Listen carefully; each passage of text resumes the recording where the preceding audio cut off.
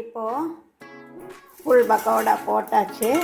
நல்லா மொறு மொறு மொறு மொறுன்னு இருக்குது. நல்லா ரொம்ப டேஸ்ட்டாகவும் இருக்குது, வாசனையாக இருக்குது. யூஸ்வலா பண்ணுற பக்கோடா மாதிரி இல்லை, பண்ணி காமிச்சது அதே மாதிரி போட்டுட்டா நல்லாயிருக்கும். இந்த மாவு மிக்ஸ் பண்ணும்போது ஒரு கரண்டி எண்ணெயோ இல்லை 2 ஸ்பூன் நெய்யோ போட்டு கலந்து போட்டால் ரொம்ப கிரிப்பியாக நல்லா இருக்கும், மொறுமொறுப்பாக டேஸ்ட்டாக இருக்கும்.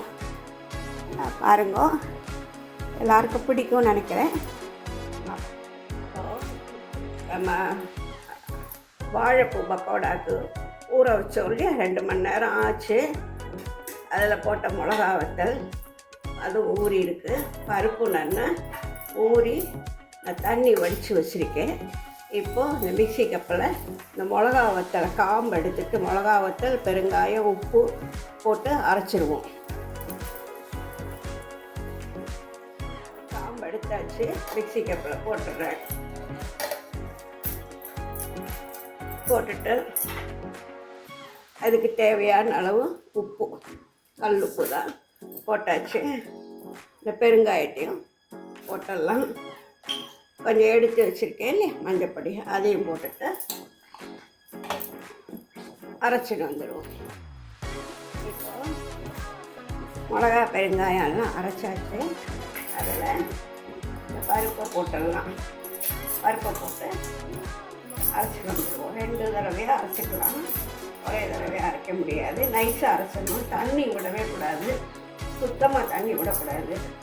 தண்ணி விடாமையே அரைச்சாதான் பக்கோடா போட சரியாக இருக்கும். எல்லாரும் போட்டு அரைச்சி நல்லது. ஃபுல்லாக அரைச்சிட்டு இப்போது பருப்பை அரைச்சின்னு வந்தாச்சு. அது கூட போட 2 பச்சை மிளகா, கொஞ்சம் கருவேப்பிலை நறுக்கி வச்சுருக்கேன், கொஞ்சம் இஞ்சி அதில் போட்டுடலாம்.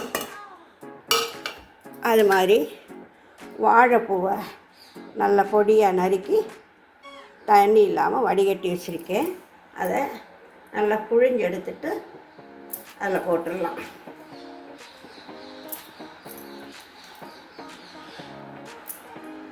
தண்ணே இருக்கக்கூடாது, நல்லா ஒட்டை புழிஞ்சிட்டு அதில் போட்டுருவோம்.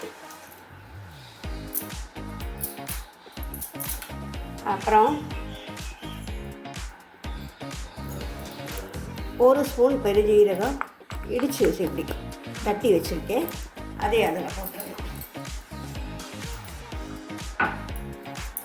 எல்லாத்தையும் போட்டு நல்லா மிக்ஸ் பண்ண வேண்டியதான்.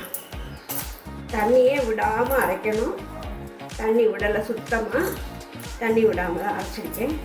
இது எல்லாத்தையும் மிக்ஸ் பண்ணிவிட்டு நல்லா மாவு மிக்ஸ் பண்ணியாச்சு பாருங்க. அது மிக்ஸ் பண்ணி வச்சுட்டு எண்ணெய் மிக்ஸை வச்சு எண்ணெய் போட்டுடலாம். இந்த எண்ணெய் காயிற நேரத்தில் மாவு நல்லா ஊறிக்கும். அப்புறம் எடுத்து போட்டுக்கலாம். அவாவா யூஸ் பண்ணுற எண்ணெயை வச்சு பண்ணிக்கலாம்.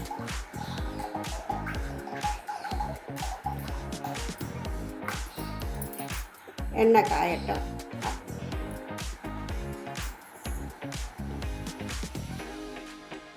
இப்போது எண்ணெய் சூடாயாச்சு. இப்போ பக்கோடா போடலாமா? வாழைப்பூ பக்கோடா கொஞ்சம் கொஞ்சமாக எடுத்துக்கணும். கையில் எடுத்துட்டு ப்ரெஸ் பண்ணி விட வேண்டியதுதான். எனக்கு கடலை மாவு கிடையாது, நீங்களே பார்த்து பருப்பு உருண்டை ஊருக்கு ஊற போடுற பருப்பு தான். 2 ஸ்பூன் அரிசி கூட போட்டிருக்கேன், பச்சரிசி. அவ்வளோதான். ரொம்ப டேஸ்ட்டாக இருக்கும் பருப்பில் அரைச்சி பண்ணுற பக்கோடா.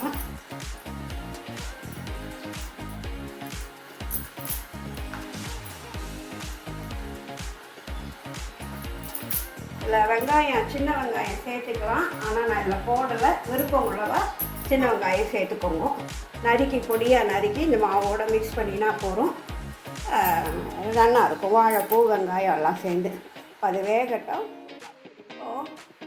போட்டிருக்கு. அடுப்பு வந்து மீடியமாக வச்சுக்கணும். ரொம்ப ஹையாக வச்சுட்டா உள்ளே வேகாமல் போயிடும், வெளியில் செவந்து போயிடும், உள்ளே வேகாமல் போயிடும். இப்போ பார்த்தீங்களா, திருப்பி விட்டாச்சு, வெந்துட்டுருக்கு. போட்ட உடனே திருப்பக்கூடாது. ஒரு 2 நிமிஷம் விட்டுட்டு அப்புறம் திருப்பணும்.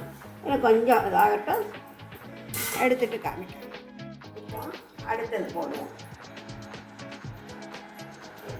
கையில் வச்சுட்டு இந்த கட்டை வச்சு ப்ரெஸ் பண்ணி போட்டிங்கன்னா நல்லா வெந்துடும். ஒன்று போல வேகும்.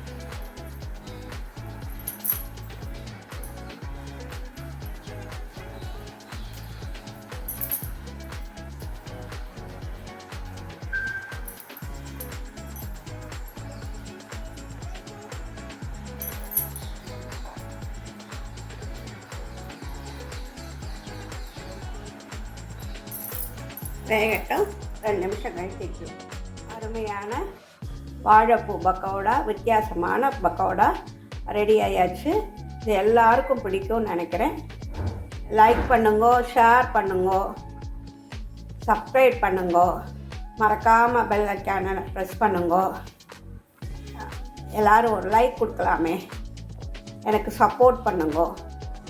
நன்றி, வணக்கம்.